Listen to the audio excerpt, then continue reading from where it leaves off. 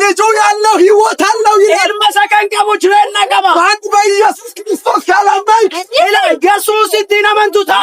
የዘላለም ሕይወት የለም። እውነቱ ይሄ ነው። እውነቱ ይሄ ነው። በዚህ በኢየሱስ ክርስቶስ ካላመንክ ሕይወት ሰጪ እሱ እንደሆነ ካላመንክ የዘላለም ሕይወት የለህም።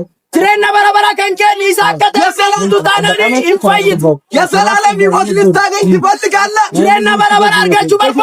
የዘላለም ሕይወት ልታገኝ ትፈልጋለህ?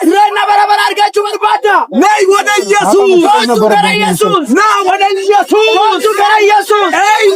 ክርስቶስ ዘላለምን ያሳብርሃል፣ ዘላለምን ያስተካክልሃል።